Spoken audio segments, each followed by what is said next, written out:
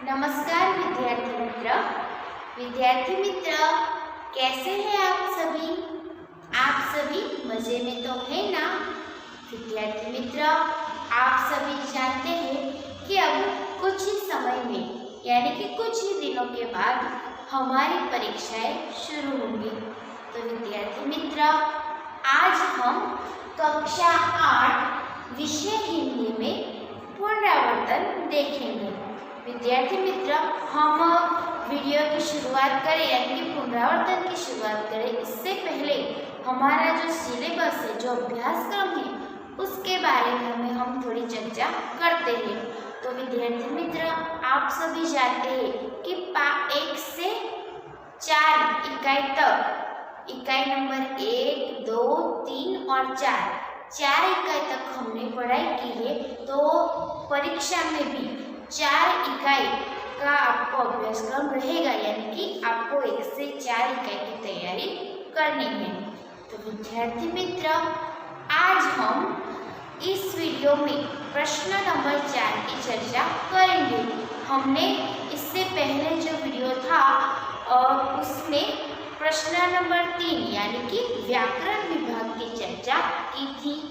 आज हम इस वीडियो नंबर 2 पुनरावर्तन वीडियो नंबर 2 में प्रश्न नंबर 4 अ और ब की चर्चा करेंगे। तो विद्यार्थी मित्र चलिए आप सभी का ध्यान इस तरफ होना चाहिए।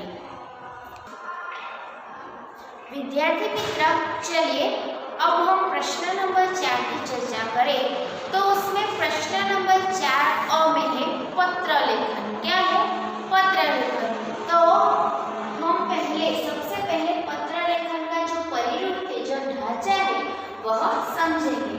तो पत्र लेखन करते वक्त ध्यान रखना है कि जो भी पत्र लिख रहा है उसका पूरा पता और दिनांक, पत्र लिखने वाले का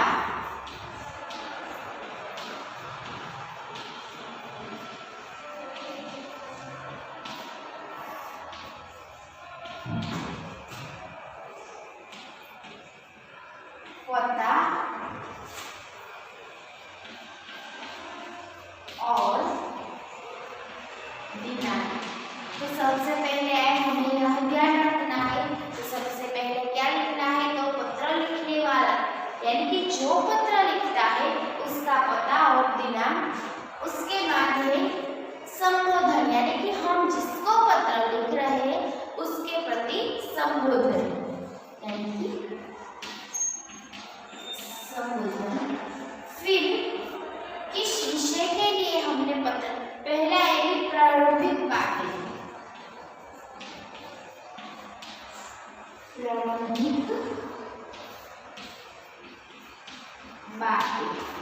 फिर विषय, मुख्य विषय, मध्य भाग यानी कि हमने जिस भी विषय के लिए, जिस भी मुद्दे के लिए पत्र लिखा है वो बात यहाँ पर आएगी यानी कि मध्य भाग। मध्य भाग मुख्य विषय।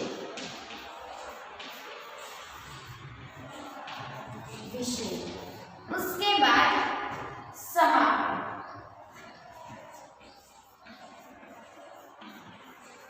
समापन और समापन के बाद पत्र लिखने वाले का नाम। पत्र लिखने वाले का नाम। देखिए एक बार फिर से मित्र, पत्र का परिरूप क्या है यानी कि पत्र किस स्वरूप में लिखा जाता है। तो सबसे पहले पत्र लिखने वाले का पता और दिनांक। तो अगर मैं पत्र लिखती हूँ तो सबसे पहले मुझे क्या लिखना है? तो मेरा पूरा पता, पिन कोड सहित मेरा पूरा पता और दिनांक लिखनी है।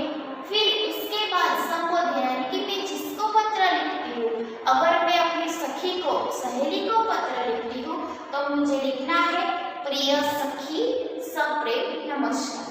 फिर प्रारंभिक बातें यानी कि अगर हम बहुत दिनों बाद उसे पत्र लिख रहे हैं तो हम प्रारंभिक बातें सकुशल हो, तुम सकुशल हो, तो तुम्हारे माता पिता सकुशल होंगे, ऐसी सब बातें हमें करनी है। फिर मध्य भाग यानी कि मुख्य विषय, हमने जिस विषय के लिए यानी कि जिस बात को कहने के लिए हमने उसे पत्र लिखा है वह मध्य भाग में आएगी। तत्पश्चात समापन, अर्थात समापन यानी कि तुम्हारे माता पिता को मेरा प्रणाम कहना, छोटे भाई बहन को मेरा प्यार देना, घर में सबको मेरी याद देना वगैरह, तो आदि सब हमें लिखना है समापन में। और अंत में हमें लिखना है पत्र लिखने वाले का नाम। तो अगर मैंने पत्र लिखा है तो मैं नाम लिखूंगी तुम्हारी सखी वीर। तो इस प्रकार जो पत्र लिखता है उसका अंत में नाम आएगा। तो एक बार फिर से हम पत्र का परिरूप समझते हैं। तो चलिए देखिए, ये हमारी नोटबुक का पेज है। क्या है? नोटबुक का पेज यानी कि पन्ना। तो अब हम पत्र लिखते हैं तो आप सभी भूल जाते हैं पत्र लिखना यहाँ से शुरू करते हैं, तो यहाँ से नहीं शुरू करना। अगर हम गुजराती भाषा में पत्र लिखते हैं तो हम राइट साइड से शुरू कर सकते हैं, लेकिन अगर हम हिंदी भाषा में पत्र लिखते हैं तो हमेशा लेफ्ट साइड से ही हम यहाँ शुरू करेंगे पत्र लिखना। तो देखिए, सबसे पहले हमें क्या लिखना है? तो पत्र लिखने वाले का पता, पता और दिनांक। तो यहाँ पर जो भी पत्र लिखता है उसका पता आएगा, फिर दिनांक। उसके बाद संबोधन यहाँ पर आएगा, संबोधन, फिर प्रारंभिक बातें। तो यहाँ से हम प्रारंभिक बातें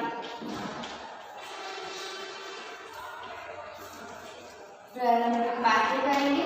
फिर यहाँ जो मुख्य विषय है हमारा, जिस विषय के लिए हमने पत्र लिखा है वह विषय आएगा। और फिर अंत में समापन और तत्पश्चात आएगा यहाँ पर पत्र लिखने वाले का नाम। देखिए एक बार फिर से, सबसे पहले यहाँ पर दाई और हमें लिखना है तो हमारा पता, यानी कि अगर हम पत्र लिख रहे हैं तो हमारा पता, और जिस दिन हम पत्र लिख रहे हैं वह दिनांक। फिर संबोधन, यानी कि अगर हम अपनी सखी को पत्र लिखते हैं तो लिखेंगे हम प्रिय सखी सप्रेम नमस्कार। अगर मित्र को पत्र लिखा है तो प्रिय मित्र सप्रेम नमस्कार, सप्रेम स्मरण, ऐसा हम लिख सकते हैं। अगर हमने अपने पिताजी को पत्र लिखा है तो हम पूज्य पिताजी, माताजी है तो पूज्या माताजी, गुरुजी है तो पूज्य गुरुजी, ऐसा हमें लिखना है, यानी कि संबोधन लिखना है। फिर प्रारंभिक बातें, फिर हमारा जो मुख्य विषय है, हमने जिस विषय के लिए जो बात कहने के लिए पत्र लिखा है वह बात हम लिखेंगे। अंत में हम समापन करेंगे और फिर अंत में यहाँ पर दाई और पत्र लिखने वाले का नाम, यानी कि मैंने पत्र लिखा है। अगर मैंने अपने पिताजी को पत्र लिखा है तो मैं लिखूंगी आपकी आज्ञाकारी पुत्री वीरल, मेरा नाम। अगर मैं लड़का होती और मैंने पत्र लिखा होता तो मैं लिखती कि आपका आज्ञाकारी पुत्र। तो इस प्रकार हमें यहाँ पर समापन के अंत में हमारा नाम लिखना है। तो विद्यार्थी मित्र, चलिए अब हम उदाहरण के लिए एक दो पत्र देखते हैं।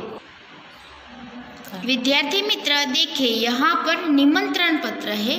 तो जन्मदिन के अवसर पर उपस्थित रहने के लिए अपने मित्र को निमंत्रण पत्र। तो जो भी जिसने पत्र लिखा है उसका यहाँ पर देखिए हमें पता दिया गया है। फिर 8 अगस्त 2011 यानी कि दिनांक है। फिर देखिए यहाँ पर संबोधन, प्रिय मित्र स्नेहल सप्रेम स्मरण यानी कि संबोधन। फिर देखिए प्रारंभिक बातें, तुम्हें यह जानकर खुशी होगी कि अगले रविवार को मेरा जन्मदिन है। इस बार तो छुट्टी के दिन मेरा जन्मदिन है, इसीलिए मैं सभी मित्रों को बुलाना चाहता हूँ। तो देखिए यहाँ पर मुख्य विषय आ गया, यानी कि मध्य भाग। और सबको आज निमंत्रण भेज रहा हूँ। तुम जानते ही हो कि सालगिरह का दिन कितने आनंद का होता है। इस दिन हमारे कई रिश्तेदार भी यहाँ आएंगे। तो देखिए विद्यार्थी मित्र, यहाँ पर हमने देखा कि सबसे पहले जिसने पत्र लिखा है उसका पता, दिनांक, फिर अपने मित्र के लिए संबोधन, फिर थोड़ी प्रारंभिक बातें की उसने, और उसके बाद उसने मध्य भाग में जिस विषय के लिए पत्र लिखा था वो मध्य भाग में उसने लिखा। और देखिए यहाँ पर तुम्हारे माता पिता को सादर चरण स्पर्श, छोटे भाई कमल और बहन संगीता को प्यार, तुम्हारे आगमन की प्रतीक्षा करूँगा। तो यहाँ पर देखिए समापन के अंत में उसने 2 लाइनें लिखी, यानी कि समापन किया। और फिर अंत में देखिए तुम्हारा मित्र साहिल शाह, तो यहाँ पर जिसने पत्र लिखा है उसका नाम। विद्यार्थी मित्र, हम एक दूसरा उदाहरण देखते हैं। तो देखिए शांति सदन, रविपुरा, बड़ौदा, 10 अगस्त 2011। तो यहाँ पर जिसने पत्र लिखा है उसका पता और दिनांक दी गए हैं। फिर देखिए संबोधन, प्रिय मित्र साहिल, सप्रेम स्मरण, तो यहाँ पर संबोधन है। फिर देखिए यहाँ पर कल ही तुम्हारा पत्र मिला तो हम सब खुश हुए, हम तुम्हारी सालगिरह का निमंत्रण पत्र भी मिला। तो यहाँ पर प्रारंभिक बातें हैं। फिर सालगिरह का निमंत्रण पत्र मिला, उसके बाद जो मुख्य विषय था कि किस लिए उसने पत्र लिखा है, तो बधाई देने के लिए। तो मुख्य विषय यानी कि मुख्य बातें उसने यहाँ पर लिखी है। और उसके बाद देखिए यहाँ पर मैं चाहता हूँ कि ईश्वर तुम्हें चिरंजीवी रखे, तुम्हारा नया वर्ष शुभदायक हो। तो यहाँ पर समापन के अंत में उसने समापन किया। और फिर देखिए यहाँ अंत में तुम्हारा मित्र स्नेहल, यानी कि जिसने पत्र लिखा है स्नेहल ने, उसने अपना नाम लिखा। तो विद्यार्थी मित्र आप सभी को भी इस प्रकार ही पत्र लेखन करना है कि जो भी पत्र लिख रहा है उसका पता यहाँ पर लिखना है, फिर दिनांक लिखनी है, उसके बाद संबोधन, फिर प्रारंभिक बातें और पत्र का मेन विषय, और अंत में समापन, और समापन के अंत में आपका नाम। तो विद्यार्थी मित्र इस प्रकार आपको पत्र लिखना है। विद्यार्थी मित्र हमने प्रश्न नंबर 4 यानी कि पत्र लेखन की चर्चा की। अब हम प्रश्न नंबर 4 पर रूपरेखा के आधार पर कहानी लिखिए इसकी चर्चा करेंगे। तो रूपरेखा अर्थात ये मुद्दे, तो हमें परीक्षा में भी इस तरह मुद्दे दिए जाएंगे, रूपरेखा दी जाएगी। उस रूपरेखा के आधार पर हमें कहानी की रचना करनी है। तो विद्यार्थी मित्र चलिए आप सभी का ध्यान इस तरफ होना चाहिए। अब हम इस रूपरेखा के आधार पर कहानी बनाएंगे।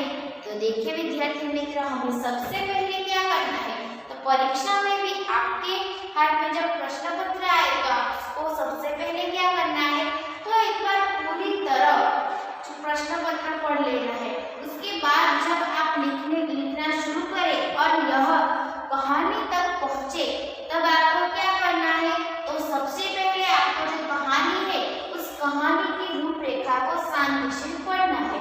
उसके बाद आपको लिखना शुरू करना है। तो विद्यार्थी मित्र हम यहाँ पर भी पहले इस रूपरेखा को पढ़ेंगे। एक घमंडी शेर, ताकत का अभिमान, सभी प्राणियों का उसे सबक सिखाने की सोचना। एक चींटी ने उपाय बताया, शेर का घमंड उतरना सीख। एक बार फिर से देखिए, एक घमंडी शेर, ताकत का अभिमान, सभी प्राणियों का उसे सबक सिखाने की सोचना। एक चींटी ने उपाय बताया, शेर का घमंड उतरना सीख। तो विद्यार्थी मित्र ये हमारी रूपरेखा है। अब हम इस रूपरेखा के आधार पर कहानी बनाएंगे। तो विद्यार्थी मित्र आप सभी का ध्यान इस तरफ होना चाहिए। अब हम कहानी बनाते हैं। एक बहुत बड़ा जंगल था। उसमें एक शेर रहता था। एक बहुत बड़ा जंगल था। उस जंगल में एक शेर रहता था और जंगल में शेर के साथ साथ अन्य प्राणी भी रहते थे। उस शेर को अपनी ताकत पर बड़ा घमंड था। तो उस शेर को अपनी जो ताकत थी उस पर बहुत घमंड था, यानी उसे अपनी ताकत का अभिमान था। उसे ऐसा लगता था कि मेरे जितना ताकतवर यहाँ इस जंगल में कोई नहीं। जंगल के प्राणियों ने उसे सबक सिखाने की बात सोची। तो एक दिन जंगल के सभी प्राणी इकट्ठा हुए और सभी ने उस शेर को सबक सिखाने की सोची। सभी ने यह तय किया कि हमें इस शेर का अभिमान उतारना है, हमें उसे सबक सिखाना है। तो इसीलिए सभी प्राणी इकट्ठे हुए। छोटी चींटी बोली, मैं शेर का घमंड उतार दूंगी। एक छोटी सी चींटी बोली कि मैं उस शेर का घमंड उतार दूंगी। चींटी अपने बिल में गई और वहां से बहुत सी चींटियों को ले आई। तो चींटी ने क्या किया? तो चींटी अपने बिल में गई, यानी कि अपने घर गई और बिल में जाके उसके जैसी बहुत सारी उसकी सहेलियां बहुत सारी चींटियों को लेकर आ गई। शेर जहाँ सो रहा था वहां जाकर सभी चींटियां शेर के शरीर पर चढ़ गई। तो देखिए, शेर सो रहा था एक जगह, जंगल में शांति से शेर सो रहा था। तो सभी चींटियां उस शेर के पास पहुंची और उस सोते हुए शेर के शरीर पर चढ़ गई। वे उसके पेट, पीठ और टांगों में बुरी तरह काटने लगी। तो देखिए, चींटी ने क्या किया? तो सभी चींटियों ने मिलकर शेर के शरीर पर चींटियां चढ़ गई और सभी ने शेर के पीठ, शेर के गर्दन, शेर के पेट, शेर की टांगों में पूरी तरह से काटने लगी। अगर हमें एक चींटी हमें काट लेती है तो हमें कैसा लगता है? तो यहाँ पर तो शेर को बहुत सारी चींटियों ने काट लिया। शेर उन्हें अपने पंजों से मारने की कोशिश करता था। तब वे उसके बालों में छिप जाती थी। तो जब शेर अपने पंजे उठाकर उन चींटियों को मारने की कोशिश करता तो चींटियां क्या करती? चींटियां उसके बालों में, यानी कि शेर के बालों में छिप जाती थी। थोड़े ही समय में शेर आकुल व्याकुल हो गया। उस चींटी ने उससे कहा। तो थोड़ी ही देर हुई, सभी चींटियां ने बहुत काटना शुरू कर दिया। तो थोड़ी ही देर में शेर आकुल व्याकुल हो गया, गुस्सा हो गया। तो उस चींटी, यानी कि जो चींटी ने कहा था कि मैं शेर को सबक सिखाऊंगी, उस चींटी ने कहा, वह बोली, वनराज, इन चींटियों से परेशान होना आपको शोभा नहीं देता। आपको तो अपनी ताकत पर बहुत घमंड है ना। तो चींटी ने कहा कि वनराज, हे राजन, आपको तो इन चींटियों से परेशान होना आपको शोभा नहीं देता।